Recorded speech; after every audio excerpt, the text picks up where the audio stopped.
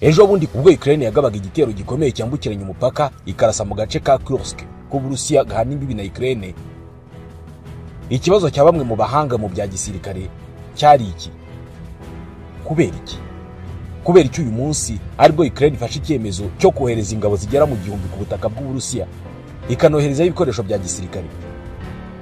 Kubera iki noneho uyu munsi ingabo za Ukraine zatinyutse zikambuka umupaka zikinjira mu gace k'Uburusiya? Kimwe mu bibazo bikomeye bya Ukraine ku rugamba rw'uyu munsi ni abasirikare bake. Uburusiya bufite abasirikare benshi kandi begereye umujyi witwa Pokrovsk mu burasirazuba bwa Ukraine. Mu maso y'abantu benshi, kohereza abasirikare kwa Ukraine ku butaka bw'Uburusiya ni ibintu bivuguruzanya n'ibyo abantu bagatekereje. Ukraine ifite abasirikare bake, ariko nabo bake igatinyuka kubohereza ku butaka bw'Uburusiya aho kuguma imbere mu gihugu ngo barinde imipaka na tumwe mu duce twa Ukraine ngo tudakomeza kwigarurirwa n'Uburusiya. Niko bamwe babitekereza, ariko ntabwo ariko bimeze. Hari impuguke mu bya politike zigaragaza ko Ukraine yari yateguye neza iby'iki gitero, yari yateguye neza ibirebana no kohereza abasirikare imbere mu Burusiya. Bamwe mu mpuguke mu bya politike n'imikorere y'igisirikari bemeza ko Ukraine irimo irakora ku buryo isunikira Uburusiya kohereza abasirikare benshi mu bice Ukraine irimo kurasamo. Muri iyi minsi aho Ukraine itangiriye kurasa mu Burusiya no kohereza ingabo, bombe zigwa mu bice bya Donetsk zaragabanutse cyane bitewe n'uko abasirikare benshi b'Uburusiya barimo baroherezwa muri Kursk aho Ukraine imaze iminsi irasa. Amateka ya vuba ashobora kuba nayo afite uruhare rukomeye muri ibi. Uburusiya bwagabye ibitero bikomeye mu karere ka Ukraine gaherereye mu majyaruguru y'uburasirazuba bwa Kharkiv. Ibi byabaye mu mezi ashize. Ibi bitero birasa naho byagabanije umurego nyuma y'uko Amerika ihaye Ukraine uburenganzira bwo gukoresha misile zayo mu kurasa mu Burusiya. Nyuma y'iki gitero abayobozi bake muri Ukraine nibo barimo kukivugaho. Ibi nabyo ngo bigomba kuba biri mu mayeri y'intambara. Abayobozi b'igisirikare cy'Uburusiya nibo bihutiye kumenyesha iby'iki gitero kirimo ingabo amagana na bya rokete byinshi na za drone. Amagambo make Perezida wa Ukraine Volodymyr Zelensky yavuze kuri iki gitero nuko noneho ngo Ukraine yiteguye gukora byose bishoboka Uburusiya nabwo bukumva ingaruka z'intambara. Uburusiya bwazanye intambara mu gihugu cyacu kandi bugomba kumva icyo bwakoze n'icyo bivuze. Bwana Zelensky ibi yabivuze mu ijambo yagejeje ku baturage ku mugoroba wo kuwa kane, ariko nawe ntabwo yigeze avuga mu buryo bweruye iby'iki gitero cyo muri Kursk. Abanya-Ukraine bazi kugera ku ntego zabo. Ntabwo twahizemo kugera ku ntego zacu mu ntambara, niko yakomeje kuvuga. Uburusiya buvuga ko nibura ingabo zigera ku gihumbi za Ukraine zifite ibifaru n'ibimodoka bindi by'intambara n'ibirwanisho bitandukanye ngo arizo zinjiye mu karere kayo ka Kursk mu gitondo cyo kuwa kabiri. Biragaragara ko ari kimwe mu bitero bikomeye bya Ukraine byibasiye ubutaka bw'Uburusiya kuva intambara yatangira. Iki gitero kikimara kugabwa, Perezida w'Uburusiya Vladimir Putin yahise ashinja Ukraine ubushotoranyi bukomeye. Abayobozi ba Ukraine baracecetse cyane ku birebana n'amakuru yose y'iki gitero. Ibintu birimo kubera ku butaka bw'Uburusiya nyuma y'uko abasirikare ba Ukraine binjiye mu Burusiya biragoye kubimenya. Amakuru ahari ni ay'uruhande rumwe. Mu buryo atasobanuye neza icyo yashakaga kuvuga, Bwana Zelensky yaragize ati umuntu wese ubu ngubu ashobora kubona ko ingabo za Ukraine zizi gutungura no kugera ku bisubizo zikeneye. Benshi bati icyo yashakaga kuvuga ni kiriya gitero. Aka gace ingabo za Ukraine zinjiyemo karimo ingomero nyinshi za nucleaire. Urwego mpuzamahanga rushinzwe ingufu za nucleaire rwavuze ko rurimo gukurikiranira hafi ibibera muri kariya gace kugira ngo hatagira abarasa kuri izo ngomero bikaba byateza ibibazo bikomeye cyane.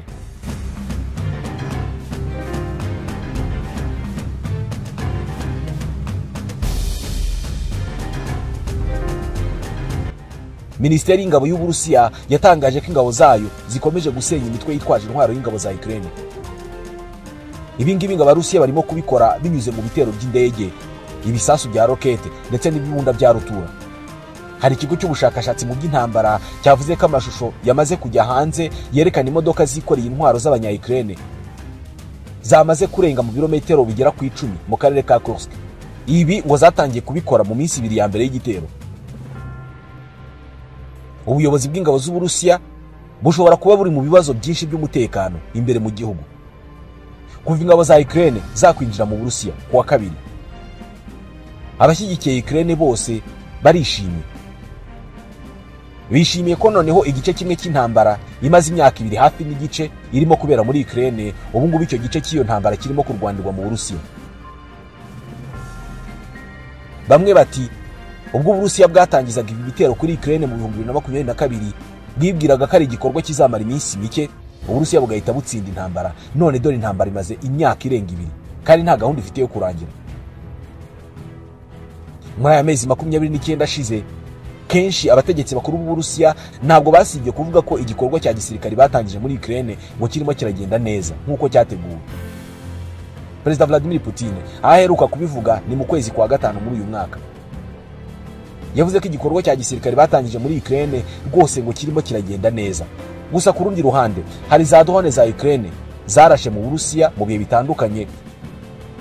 Hari ubwato bw'intambara bw'Uburusiya bwasenywe, hari inzu n'ibindi bikorwa remezo by'Abarusiya byasenyutse, hari abasirikare b'Uburusiya bapfuye, abandi benshi barakomereka. Ibi byose ni ingaruka z'iyi ntambara.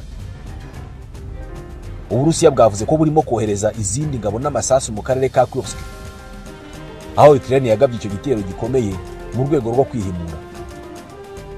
Guhera kuwa kabiri, ingabo za Ukraine zirazenguruka mu karere ka Kursk mu burengerazuba bw'Uburusiya. Birabonwa nkaho ari cyo gitero gikomeye ku butaka bw'Uburusiya kuva intambara yatangira mu 2022. Ibi mu kanya twari tubivuzeho. Minisiteri y'ingabo y'Uburusiya yavuze ko yohereje ibikoresho bya gisirikari birimo ibyo gukoresha mu gutera za rokete, ibisasu bya rutura na za brende hamwe n'amakamyo aremereye kugira ngo bikaze ubwirinzi muri aka karere. Hanashyizweho ibihe bidasanzwe. Ibitangazamakuru bya leta y'Uburusiya nibyo bivuga ibi. Kuri uyu wa gatanu, impande zombi zakajije umurego n'ibitero byo mu kirere mu kunganira abasirikare barwanira ku butaka. Ikigo cy'ubutabazi bwihutirwa cya leta muri Ukraine cyavuze ko igitero cya misile cy'Uburusiya ku munsi w'ejo cyagabwe ku manywa y'ihangu ku iduka ry'ibiribwa mu mujyi witwa Kostiantynivka, ni mu burasirazuba bwa Ukraine. Cyahitanye abantu 11, gikomeretsa 44. Uyu mujyi uri mu birometero nka 13 uvuye ingabo z'Uburusiya zifite ibirindiro. Ingabo za Ukraine zari zikiri muri aka karere ka Kursk gaherereye mu burengerazuba bw'Uburusiya. Minisiteri y'ingabo y'Uburusiya yavuze ko ikomeje guhashya igisirikare cya Ukraine, ikavuga ko iki gisirikare cya Ukraine ngo mu masaha 24 ashize cyatakaje abasirikare 280. Iyi ni imibare itaremezwa n'undi muntu wari we wese. Kuva intambara yatangira kugeza n'ubu, biragaragara ko hari itandukaniro rikomeye cyane mu mvugo ikoreshwa mu gusobanura ibirimo kuba cyangwa se ibyabaye. Igihe Uburusiya bwoherezaga ingabo zabwo hakurya y'umupaka muri Ukraine mu kwezi kwa kabiri mu 2022, bwise ibyo bitero igikorwa kidasanzwe cya gisirikare, maze buvuga ko Uburusiya burimo no kubohora imijyi n'imidugudu itandukanye muri Ukraine. Kugeza n'uyu munsi ntabwo Uburusiya bwigeze buhindura imvugo, ntabwo bwigeze bwita ibyo bwakoze muri Ukraine intambara. Kuwa kabiri, ubwo ingabo za Ukraine zigera ku 1000 zinjiraga mu Burusiya mu gace ka Kursk, Uburusiya bwavuze ko iki ngiki ari igikorwa cy'iterabwoba no kuvogera ubutaka bw'Uburusiya. Minisitiri w'ingabo w'Uburusiya yahise anahamagara Minisitiri w'ingabo muri Leta Zunze Ubumwe za Amerika amumenyesha ko Ukraine irimo irashotora Uburusiya ndetse yinjiye ku butaka bw'Uburusiya kandi ko ibyo ngibyo izabiryozwa. Icyo gitero cy'ingabo za Ukraine mu ntara ya Kursk n'intambara ikomeye aho hantu ni ikimenyetso cy'uko intambara ubu ngubu yegereye Uburusiya kurusha mbere. Abanya-Ukraine mu kugaba iki gitero bari banagamije gusunikira Abarusiya guhindura uburyo babonamo iyi ntambara. Ukraine yari igamije gusunikira abaturage b'Uburusiya kubona ko intambara yatangijwe n'igihugu cyabo kuri Ukraine yari ikosa rikomeye. Uwahoze ari umukuru w'igihugu cy'Uburusiya Dmitry Medvedev avuga ko nyuma y'iki gitero Ukraine yagabye ku Burusiya, ngo Uburusiya bukwiye gufata utundi turere twa Ukraine kugira ngo bereke iki gihugu ko cyakoze ikosa rikomeye cyane mu kwinjiza ingabo ku butaka bw'Uburusiya. Yasabye ko ingabo z'Uburusiya zafata uturere turimo Odessa, Kharkiv, Dnipro, Mykolaiv na Kiev umurwa mukuru no gukomeza. Perezida wa Ukraine asa n'uri mu byishimo by'uko ingabo ze noneho zinjiye mu Burusiya. Ibi byose ariko bishobora kuba ari ingaruka z'icyemezo Amerika ari nayo muterankunga ukomeye wa Ukraine muri iyi ntambara iherutse gufata cyo kwemerera iki gihugu cya Ukraine kurasa no kwinjira imbere mu Burusiya mu bitero bikomeye. Mu kwezi kwa karindwi muri uyu mwaka nibwo Ukraine yemerewe na Amerika n'abandi bafatanyabikorwa bayo gukoresha intwaro bayihaye n'izindi yahawe n'abo mu burengerazuba bw'isi ikagaba ibitero imbere mu Burusiya. Ni icyemezo cyahise gitangira no gushyirwa mu bikorwa, aho uruhande rwa Ukraine mu kwezi kwa karindwi rwavuga ko cyatangiye gutanga umusaruro mu guhangana n'ingabo z'Uburusiya. Ibi byakorwaga muri iki gihe kwari ukurasa ku butaka bw'Uburusiya, ariko ntabwo Ukraine yari yarigize itinyuka kwinjiza ingabo zayo ku butaka bw'Uburusiya. Umwe mu bayobozi b'urwego rushinzwe umutekano muri Ukraine icyo gihe yabwiye CNN ati tumaze kurasa ahantu hanyuranye mu Burusiya, aribyo byadufashije kugaba ibitero byo kwihorera. Ati igisirikare cy'Uburusiya ntabwo kizongera kwiyumva nk'umutamenwa cyangwa se kumva ko gitekanye. Ibi byari imbere bitaragera aho bigeze uyu munsi. Ukraine yamaze igihe kirekire itaka kubura ibikoresho bihagije by'urugamba. Ubu ngubu biravuga ko uku kwemererwa gukoresha intwaro z'amahanga irasa imbere mu Burusiya ngo byayifashije cyane kuburizamo ifatwa ry'umujyi wa Kharkiv, ufatwa nk'umujyi wa kabiri munini nyuma y'umurwa mukuru Kiev. Gusa ingabo za Ukraine ntabwo zirabasha kubohora ibice by'igihugu byinshi ubu bigenzurwa n'igisirikare cy'Uburusiya. Nubwo ubu burenganzira Ukraine yahawe bushobora kuba hari itandukanye burimo kugaragaza ku rugamba, ariko hari umwe mu bayobozi b'urwego rushinzwe umutekano muri Ukraine uvuga ko abona ibingibi bidahagije ngo iki gihugu gishobore gutsinda iyi ntambara. Yavuze ko ubu ngubu Uburusiya aribwo bugenzura ikirere mu bice byinshi bwafashe. Ibingibi birabutiza umurindi mu kuyobora urugamba ku gice kinini. Mu nama iheruka y'umuryango OTAN yabaye mu kwezi kwa karindwi, uyu muryango wemereye Ukraine inkunga ya miliyari 43 z'amadolari ziyongera ku yindi nkunga Amerika nayo yemeye ku giti cyayo ndetse n'ibindi bihugu bimwe na bimwe by'Uburayi. Ibi uyu muryango uvuga ko bigiye gufasha Ukraine gushobora kwigaranzura Uburusiya ikanatsinda intambara. Uku gutinyuka kwinjiza ingabo mu Burusiya byaba ari byo ntangiriro yo gutsinda intambara kwa Ukraine. Gusa ku rundi ruhande hari impungenge ko Uburusiya bwaba burimo gutegura igikorwa kibi cyane kuri Ukraine.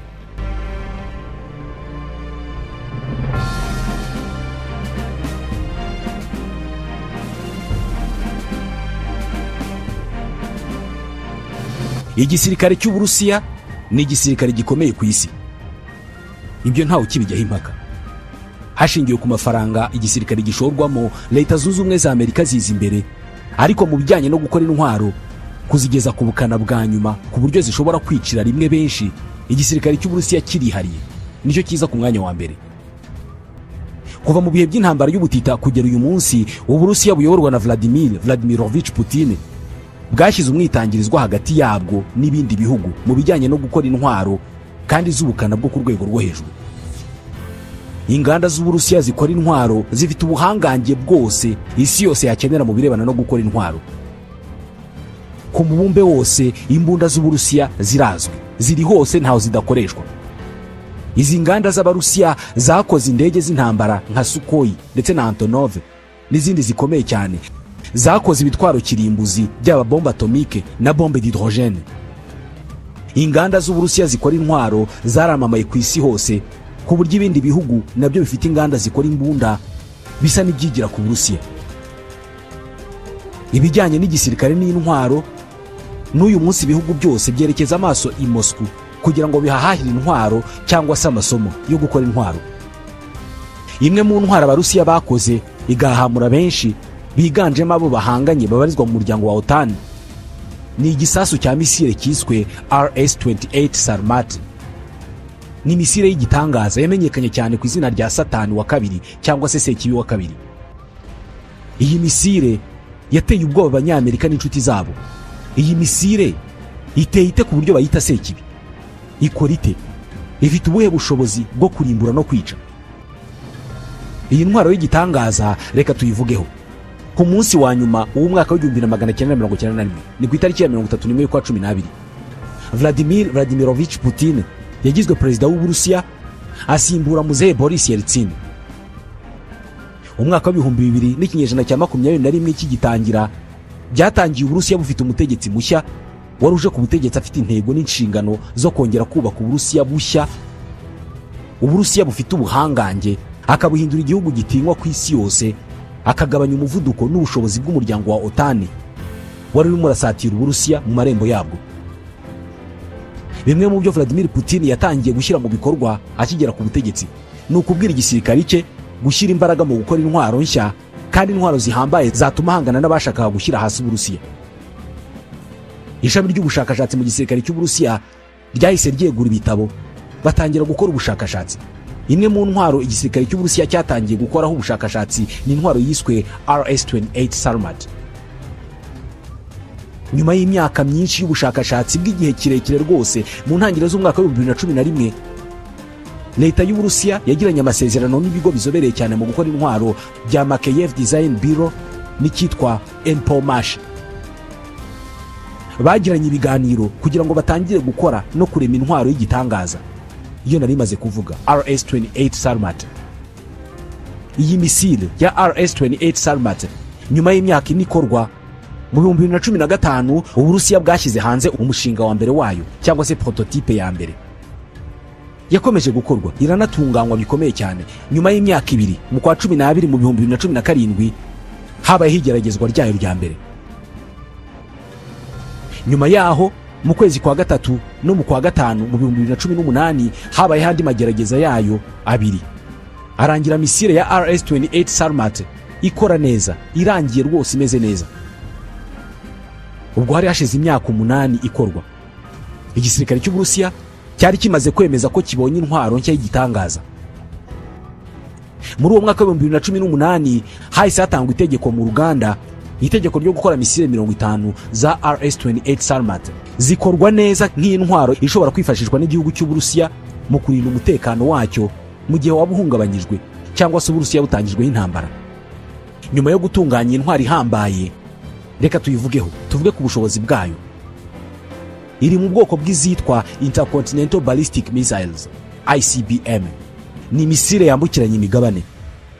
Ikimara kujya hanze yahise ihabwa izina rya Satani wa kabiri kubera ko yakozwe mu buryo bwo gusimbura R-36. Yo yarakozwe mu bihe by'Abasoviete, yari yarahawe izina rya Satani. Mu bihe by'intambara y'ubutita ni mu myaka ya za 70 yahawe iri zina kubera ubushobozi yari ifite bwo kurimbura no kwicira rimwe abantu. Mu ncamake, uru ni rwo rugendo leta y'Uburusiya yaciyemo kugira ngo igere kuri iyi ntwaro ikomeye cyane. Intwaro yahamuye ibihugu bihanganye n'Uburusiya, by'umwihariko ibihuriye mu muryango OTAN. Mu miterere n'ubukana, iyi ntwaro ya RS-28 Sarmat yiswe Sekibi irahambaye rwose. Ifite ubushobozi bwo kurasa mu ntera iri hagati y'ibirometero 10,000 n'ibihumbi 18. Ibi ngibi biha ubushobozi igisirikare cy'Uburusiya ubushobozi bwo kurasa hariho hose ku isi, kubera ko uhagaze i Moscow ukurikije aho iki gisasu gishobora kurasa. Iyi misile ishobora kuraswa Washington muri Leta Zunze Ubumwe za Amerika, ishobora kuraswa Beijing mu Bushinwa. Iki gisasu bashobora kugituma Tokyo mu Buyapani, i New Delhi mu Buhindi, i Paris mu Bufaransa, i Londres, i Berlin, i Yerusalemu n'ahandi. Nta hantu itaraswa. Kure hashoboka uvuye mu Burusiya ni ku birometero 14,122. Ni Santiago muri Chile. Aha naho iki gisasu bakiharasa mu mwanya muto cyane. Ishobora kuraswa mu birometero 18,000. I Kiev muri Ukraine ho rwose kuharasa nta nubwo ari ibintu batekerezaho cyane. Mu kanya gato cyane ushobora gutekereza iki gisasu bakihohereza kikashwanyaguza. Kiev iri mu birometero 756 uvuye Moscow. Uko iki gisasu gishobora kwambukiranya imigabane biri no mu bituma Uburusiya buvuga ko isi yose ikwiye kwicara ikumva Uburusiya, kuko bitabaye ibyo ngibyo Bwana Vladimir Putin ntaho atageze ukuboko kwe ahariho hose ku isi akoresheje iyi ntwaro. Iyi misile uretse kuba ishobora kurasa mu birometero 18,000 uvuye mu Burusiya, ni na misile ikozwe ku buryo ikwiye gutinyika. Ifite metero 35 z'uburebure, ikagira umubyimba wa metero 3. Ni intwaro y'igitangaza. Iyirashwe ifite ubushobozi bwo gutwara imitwe y'ibisasu 10, ibisasu binini cyane, ndetse n'imitwe 16 y'ibisasu bitoya. Imitwe y'ibisasu gishobora kwikorera irapima toni 10. Ni igisasu gishobora kubyirukankana kikabirasa ahariho hose cyakwerekezwa. ibiro ntaramakuru by'abarusiya TASS nibyo byemeza ibi. Iyo iki gisasu kirashwe gihagurukana uburemere bugera kuri toni 208, kigatwara imitwe y'ibisasu ishobora kuba kirimbuzi cyangwa se ibindi by'ubundi bwoko bipima toni 10. Imitwe tumaze kubivuga. Iyi misile yirashwe ihagurukana umuvuduko w'ibirometero 25,500 ku isaha imwe. Ni ukuvuga ko mu mijyi yose twavuzeho mu kanya, iramutse irashwe byafata umwanya muto cyane ngo kibe kigeze aho bagitumye, cyamaze no kuhasenya. Gifite ubushobozi bukomeye bwo gusenya no kwicira rimwe ku rwego rwo hejuru cyane, kubera ko gifite ubushobozi bwo guturika bungana na kilotone zigera kuri 500. Zikubye inshuro 33 Little Boy, iki ni igisasu cyarashwe Hiroshima, ndetse ubushobozi bwacyo bwo guturika bukubye inshuro 23 ikiswe Fat Man cyarashwe Nagasaki ni mu 1945. Ni ukuvuga ko iyi ntwaro yiswe Sekibi ishobora gusenyera rimwe imijyi ikangiza ikiremwa muntu inshuro 30 nk'uko igisasu kirimbuzi cyagize itongo umujyi wa Hiroshima n'uwa Nagasaki inshuro 23 zose.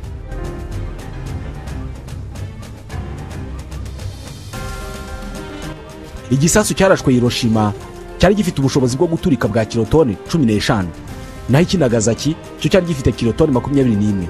Iyi misile yifite iturika rya kilotone 500. Ntabwo bapfuye kuyita Satani gutyo gusa. Ku rundi ruhande, iki gisasu cya RS Sarmat 28 cyiswe Satani kiraswa mu buryo bwihariye, aho kiraswa hakoreshejwe ikoranabuhanga ryo ku rwego rwo hejuru. Babyita 15P71 8M Silo Launching System. Ubu buri mu buryo bukomeye cyane bwo kurasa igisasu, bukagira ubushobozi bwo guhagurukana ubukana no gusenya icyo kikubiseho cyose. Mu gihe igihugu cy'Uburusiya cyatangizaga ibitero ku gihugu cya Ukraine, iyi ntwaro ya RS-28 Sarmat yitwa Satani ya kabiri yari itaragezwa ku kigero yakoreshwa mu rugamba. Ubwo rero ku itariki ya 24 y'ukwezi kwa kabiri mu 2022, Perezida Putin ubwo yatangaga amabwiriza ku gisirikare cye yo kwambuka imipaka ya Ukraine bagatangiza ibitero, kimwe mu byo aba-engineer b'Abarusiya bakora intwaro bari bahugiyeho no guteza imbere cyangwa se kunonosora iki gisasu. Babikoze kugira ngo babashe kongera ubushobozi bwo kurimbura icyo gisasu cyari cyarakoranywe mbere. Mu kwezi kwa 9, Uburusiya bwatangaje ko igisasu kimeze neza rwose. Umuyobozi w'ikigo cy'Uburusiya gishinzwe isanzure Russian Space Agency yitwa Yuri Borisov yavuze ko misile nyambukiranye imipaka ya RS Sarmat 28 yari tayari rwose ishobora gukoreshwa igihe icyo ari cyo cyose. Icyo gihe umuvugizi mu bijyanye n'umutekano mu biro bya Perezida wa Leta Zunze Ubumwe za Amerika John Kirby yavuze ko atari afite raporo zemeza ko Sarmat RS-28 yaba yari igiye kuzanwa ku rugamba. Mbere yaho gato, Perezida Vladimir Putin yavuze ko iyi ntwaro ya RS Sarmat 28 abanyaburayi bo muri OTAN bise Satani cyangwa se Sekibi wa kabiri ngo izatuma abanzi b'Uburusiya batekereza kabiri mbere yo gushotora Uburusiya. Ibi ngibi ntabwo Putin yabeshye, kubera ko umuntu wese ushaka gutangiza intambara ku Burusiya ni byiza ko atekereza kabiri, kubera ko iyi misile ubuhangange bwayo ntaho butasanga uwo ari we wese mu isi ahariho hose nyine.